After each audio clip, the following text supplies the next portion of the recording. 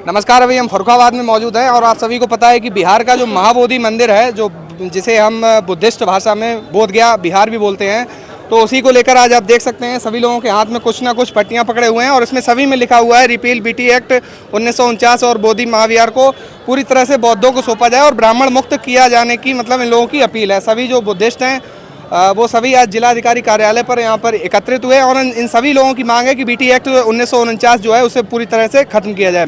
बात करते हैं, बताइए क्या मांग है आप लोगों की? ये जो बीटी एक्ट है इसे खत्म करने की मांग है और क्या मांगे हैं? महाबोधि महाविहार 6 जुलाई सन 1949 को बीटी एक्ट ये लागू हुआ था।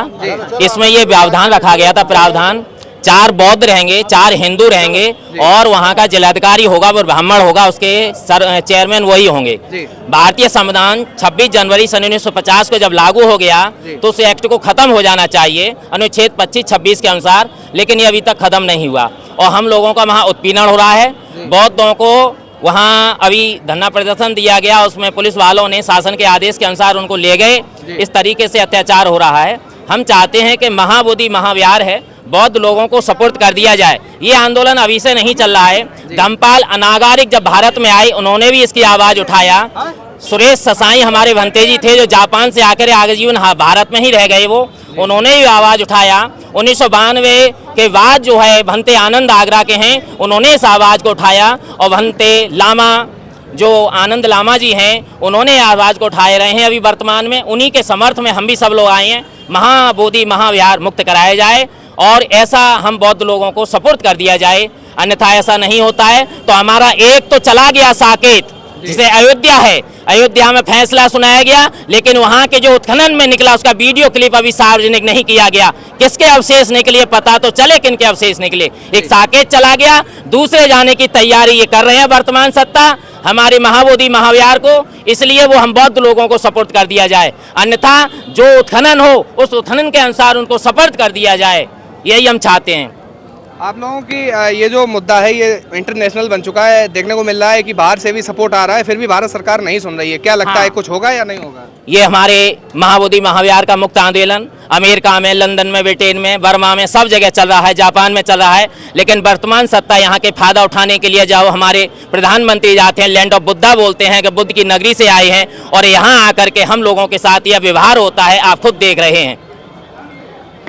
आगे क्या हो सकता है? कुछ उम्मीद है कि इस सरकार से कि कुछ होगा या नहीं होगा, न्याय मिलेगा या नहीं मिलेगा? उम्मीद की जा सकती है कि उम्मीद का एक हम उम्मीद लगाए हुए हैं, विश्वास है, क्योंकि न्याय पे हमें उम्मीद है कि हमारे साथ न्याय होगा, लेकिन वर्तमान सत्ता अगर ऐसे ही चुप साधी रही तो हमारे साथ न्याय मिलने की उम्मीद नहीं है। इसलिए हम लोगों को यहाँ ज्ञापन के साथ साथ एकजुट होकर के उससे सकृत्य निभाना चाहिए और बिहार में पहुँच करके हमें धरना प्रदर्शन करना चाहिए। जो हमारा मेन टेम्पल है वो आज़ाद हो जाए।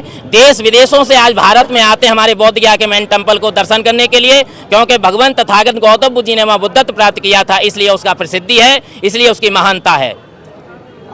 लगातार देखा जा रहा है कि हर जिलों में ये ज्ञापन चल रहा है। आपने भी पहले भी ज्ञापन दिया था, इस बार भी ज्ञापन दिया है। क्या हो सकता है कि आने वाले टाइम में और ज्ञापन आप देते रहें लेकिन कुछ? हाँ, संभवतः ऐसा हम लगता है कि हम ज्ञापन देते ही रह जाएंगे और हमारे ज्ञापन ये ठंडे बस्ते में ही डाले जाएंगे, वहां तक नहीं पहुंच रहे। अभी तक भारतीय नेशनल जो मीडिया है उसने एक भी हमारे बुद्ध गया के आंदोलन के बारे में प्रसारित नहीं किया है। धन्य है कुछ लोग हमारे बिहार के नेता और चंद्रशेखर जिन्होंने ये अपने सदन में आवाज उठाई है। हम चाहते हैं कि ऐसे ही हमारे विधानसभा जितने भी राज्य हैं वो आवाज उठाएं और सेंट्रल में इसके आवाज पहुंचे और लोकसभा में ये पारित होकर के 1949 एक्ट ये समाप्त हो जाए और अनुच्छेद 25-26 जो भारतीय संविधान बाबा साहब ने लिखा था उस अनुच्छेद के अनुसार हम बौद्ध लोगों को सपोर्ट कर दिया जाए। भीम आर्मी के चीफ जो चंद्रशेखर आजाद है वो आवाज उठाते हुए दिखाई पड़ रहे हैं, लेकिन आपके और भी समाज से नेता आते हैं, ये लोग आवाज नहीं उठाते हुए दिखाई दे रहे हैं, इनके लिए क्या कहना चाहेंगे?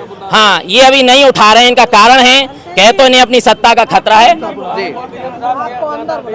अभी इस टाइम हम फर्रुखाबाद जिलाधिकारी कार्यालय पर हैं और यहाँ पर जो भंतेगढ़ थे वो भी यहाँ पर मौजूद हैं और पूर्व प्रत्याशी समाजवादी पार्टी डॉक्टर नवल किशोर साक्य वो भी अभी अंदर बैठे हुए हैं जिलाधिकारी कक्ष में। एक बार इधर से दिखा दीजिए, अंदर बैठे हुए हैं और सभी जो है वो वार्ता चल रही है यहाँ पर। अभी इन लोगों की मांग है कि बीटी एक्ट जो है 1949 उसे रद्द किया जाए और जो महाबोधि बोध गया बिहार है उसे पूरी तरह से बौद्धों को सौंपा जाए। तो ये चारों नेता जो हैं वो अभी कहीं पर नहीं दिखाई दे रहे हैं, तो उनके लिए क्या कहना चाहेंगे? हाँ, उनके लिए हम कहना चाहेंगे जी। वर्तमान में चंद्रशेखर आजाद जो है नगीना से आए जी। हैं, उन्होंने बेपाक आवाज उठाया है सदन के अंदर। जी। स्वामी प्रसाद मौर्य हैं, उन्होंने अपने स्टेज तक उन्होंने भी आवाज उठाया क्योंकि वो सदन में नहीं है। लेकिन वर्तमान में जो सदन है, बाबू सिंह कुशवाहा जी, वो तो सदन में है, चाहे तो आवाज उठा सकते हैं, लेकिन अभी तक उन्होंने संज्ञान नहीं लिया। आवाज उठाना चाहिए क्योंकि बौद्धिस्ट का हम लोगों का शाक्य मौर्य कुशवाहा सेन, ये सभी हम बौद्ध हैं, अशोक के वंशज हैं, नागवंशीय हैं हम, इसलिए सभी हम यहाँ का मूल निवासी है, वो बौद्धिस्ट है। लेकिन जबरन हम लोगों को अबौद्ध घोषित किया जा रहा है। लेकिन सत्य तो ये है कि इनको आवाज उठानी चाहिए। यहाँ तो ये अपने सत्ता के बल में चुप बैठे हुए हैं, सत्ता में बरकरार बना रहना चाहते हैं, लेकिन बहुजन के हित के लिए कुछ नहीं करना चाहते। अगर बहुजन जिस दिन एक हो जाएगा, ओबीसी और SC ST, उस दिन वर्तमान सत्ता को भी पता चल जाएगा कि हम लोगों में यूनिटी है और हम सत्ता बदल सकते हैं। INDC नेटवर्क, बदलते भारत के साथ।